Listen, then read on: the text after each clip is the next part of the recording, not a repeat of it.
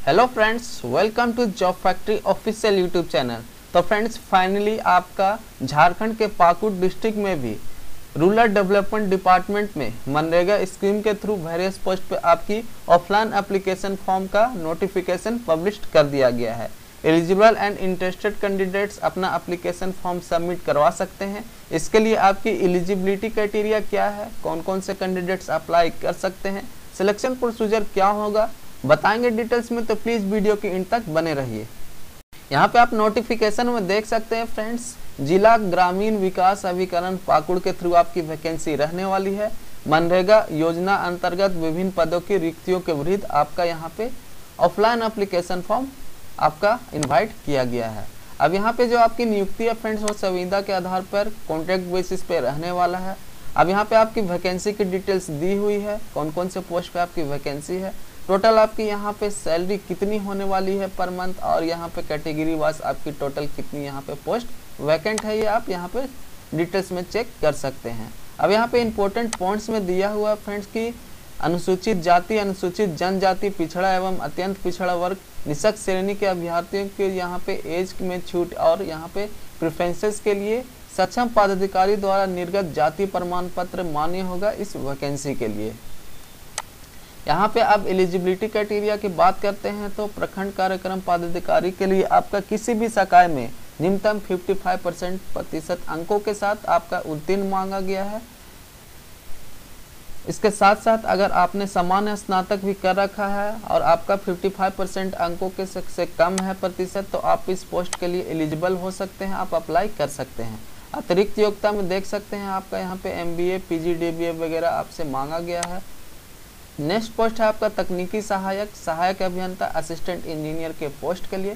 शैक्षणिक योग्यता में सरकारी मान्यता प्राप्त संस्थान से सिविल शाखा में BE या BTech अनिवार्य योग्यता मांगी गई है। इसके अतिरिक्त आपके पास MTech, PG, DCA वगैरह की डिग्री है, तो आपको इस पोस्ट के लिए अच्छी खासी प्रेफरेंस दी जाएगी। नेक्स्ट पोस्ट है आपका तकनीकी सहायक कन्या अभियंता जूनियर इंजीनियर के समकक्ष। इसके लिए आपका अनिवार्य योग्यता में सरकारी मान्यता प्राप्त संस्थान से सिविल शाखा में डिप्लोमा अनिवार्य है। तो एसेंशियल क्वालिफिकेशन में आपका सिविल शाखा में डिप्लोमा होना चाहिए, तभी आप इस पोस्ट के लिए एलिजिबल होंगे। तो बहुत सारे कैंडिडेट्स यहाँ पे जूनियर इंजीनियर के लिए कमेंट करते हैं कि सर BTech वाले कैंडिडेट्स अप्लाई कर सकते हैं कि नहीं। तो देखिए फ्रेंड, यहाँ पे अनिवार्य योग्यता एसेंशियल क्वालिफिकेशन में आपका डिप्लोमा मांगा गया है, तो सिर्फ डिप्लोमा के कैंडिडेट्स ही इस पोस्ट के लिए एलिजिबल होंगे। इसके अतिरिक्त अगर आपके पास BTech, BE, BSc वगैरह की डिग्री है तो इस पोस्ट के लिए आपको प्रेफरेंस दी जाएगी, आप एलिजिबल नहीं होंगे। आपका डिप्लोमा ही होना चाहिए, तभी इस पोस्ट के लिए आप यहाँ पे अप्लाई कर सकते हैं। नेक्स्ट पोस्ट आपका लेखा सहायक के पद के लिए, इसके लिए भी आपका BCom ऑनर्स वगैरह मांगा गया है। नेक्स्ट पोस्ट है आपका कंप्यूटर सहायक पद के लिए, इसमें आपका BSc कंप्यूटर साइंस, BSc सामान्य स्नातक उत्तीर्ण के साथ PG, DCA वगैरह आपसे यहाँ पे मांगी गई है। अतिरिक्त योग्यताएं में प्रेफरेंसेस आपको क्या क्या दी जाएगी, इसकी डिटेल्स आप यहाँ से चेक कर सकते हैं।